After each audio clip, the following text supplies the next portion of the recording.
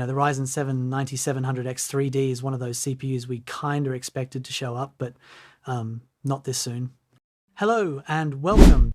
See, AMD didn't actually release the 7700X3D in the last generation. They skipped it, but they did have the AM4 based Ryzen 5700X3D.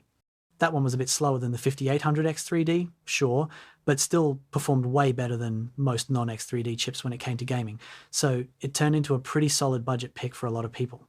Now, according to a new Passmark entry, AMD might be gearing up to launch a Zen 5-based variant called the Ryzen 7 9700X3D.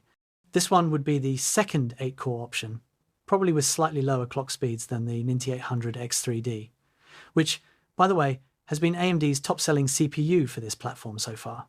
But here's where it gets interesting.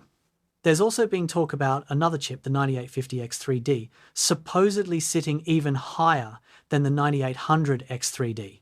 So, if both of those rumors turn out to be true, AMD could end up with 3 8-core X3D CPUs.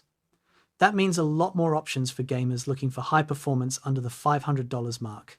And yeah, the whole Zen 5X3D lineup now includes 6 different SKUs, but only 3 of them are actually available right now. Naturally, gamers seem the most hyped about the dual X3D model and the faster 8-core ones. Those are kind of the sweet spot for high FPS gaming. Adding more options like the 9700X3D would definitely help AMD strengthen its position in that upper mid-performance tier, a space where, honestly, Intel doesn't really have any direct competition right now. Oh, and about that Passmark leak, the early performance numbers suggest the 9700X3D might actually be slightly faster than the 9800X3D, but don't get too excited yet. That's based on a single test sample, so it's not really a fair or reliable comparison. Also, the listed clock speed, 5.79 GHz, sounds a bit too high to be real. It's either overclocked or the data's just wrong. So yeah, take it all with a grain of salt until we see official benchmarks.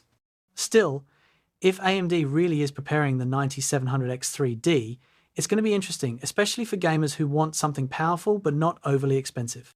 More choices, more competition, and hopefully better prices for everyone. So what you all think about this, let me know in the comments below, and do mention which CPU you use for gaming.